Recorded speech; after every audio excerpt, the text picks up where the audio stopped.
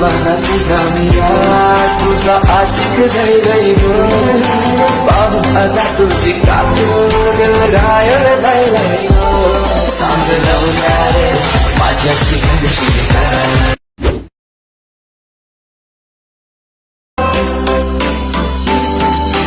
दीवाना तुझा मिया तुझा आशिक झालोय गो पाहून आता तुझी काकू दिल घायल झालाय गो सांग लव्ह मॅरेज माझ्याशी घडशील का मित्रांनो, तर तुम्ही जो आता प्रीमियम पाहिलात त्या प्रीमियमची प्रोजेक्टची लिंक आपण ह्यावरच्या डिस्क्रिप्शन बॉक्समध्ये दिलेली आहे. हा जो टॅडस आहे तो पण लाईट मोशनमधून क्रिएट केलेला आहे. त्यात जर जोर करून आपल्या चॅनलवरती नवीन आलं असेल तर आपल्या चॅनल नक्की सबस्क्राईब करून ठेवा. असे तुम्हाला व्हिडिओ एडिटिंगचे ट्युटोरियल आपल्या चॅनलवरती मिळून जाईल. तर सिम्पली काय करायचं आहे, जी आपली ऑल मटेरियल आहे त्यामध्ये तुम्हाला बीट म्हणून एक लिंक मिळून जाईल. त्या लिंकवरती क्लिक करून जो हा प्रोजेक्ट आहे तो तुमच्या लाईट मोशनमध्ये इम्पोर्ट करून घ्यायचा आहे. अगदी सोपा आहे. फक्त तुम्हाला काही 2-3 मी सांगत आहे ते फक्त लक्ष ठेवायचे ना, अशा प्रकारे टॅटस तुम्ही लगेच क्रिएट करू शकता.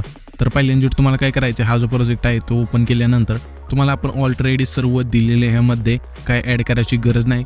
थोडं इथे समजून घ्यायचं आहे. फक्त हे जे पहिले इमोजी आहेत ते तुम्हाला कसे द्यायचे, सिम्पली हे जे ग्रुप 1 आहे त्यावरती क्लिक करायचे. एडिट ग्रुपमध्ये जाऊन मी तुम्हाला इमोजी एक फॉन्ट दिला आहे तो तुम्हाला ॲड करायचा आहे लाईट मोशनमध्ये. हा जो फॉन्ट आहे तो तुम्हाला इथे सिलेक्ट करून घ्यायचा आहे. सिम्पली येथे तुम्ही बघू शकाल की वी ऑल फॉन्ट ऑप्शन त्यावरती क्लिक करू. ह्या 3 डॉटवरती क्लिक करून येथून तुम्हाला इम्पोर्ट फॉन्टचं ऑप्शन मिळून जाईल. तिथून जाऊन तुम्ही हा जो फॉन्ट आहे तो इम्पोर्ट करून येते सिलेक्ट करून घ्यायचा, जसं इथे मी घेतलेलं आहे तशा प्रकारे. ओके, त्याच्यानंतर हे जे इमोजी आहेत ते दिसू लागतील तुमच्या लाईट मोशनमध्ये अशा प्रकारे.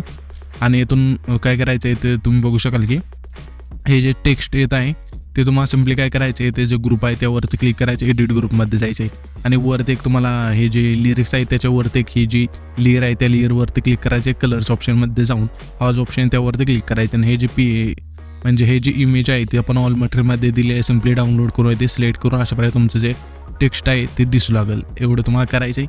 त्याच्यानंतर आता काय करायचं आहे, हा जो फोटो आहे तो तुम्हाला इथे ॲड करायचा आहे. तर हा फोटो कसा ॲड करायचा आहे, तर त्या फोटोवरती क्लिक करायचं आहे. कलरच्या ऑप्शनमध्ये जाऊन हा जो ऑप्शन त्यावरती क्लिक करून जो पण तुमचा फोटो असेल ते सिलेक्ट करून घेऊ शकता. तर सिम्पली अशा प्रकारे ॲड करायचं आहे ते फोटो. आणि सेम प्रोसेस इथून पुढचे जे पण प्रोजेक्ट म्हणजे ग्रुप आहेत किंवा लेअर आहेत ते सर्वांना करायचे. तुमचे जे टेक्स्ट आहे ते दिसून लागेल आणि PNG सुद्धा म्हणजे PNGच बोलतोय आपण, तर टेक्स्ट आहे ते पण दिसेल आणि फोटोसुद्धा दिसून जातील. आणि ऑलरेडी आपण सर्व दिलेलं आहे.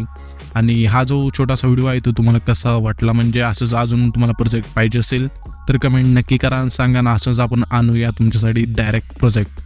आणि हा जो टॅटस आहे तो तुम्हाला सेव्ह करण्यासाठी वरती ह्या सेटिंगच्याकडे एक ऑप्शन दिलं त्यावरती क्लिक करायचं आहे आणि इथून तुम्ही व्हिडिओचं ऑप्शन सिलेक्ट करून इथून एक्सपोर्ट करू शकता. तर मित्रांनो, आपण आता भेटूया पुढच्या व्हिडिओमध्ये. तो सो बाय बाय, जय महाराष्ट्र, थँक्स फॉर वॉचिंग.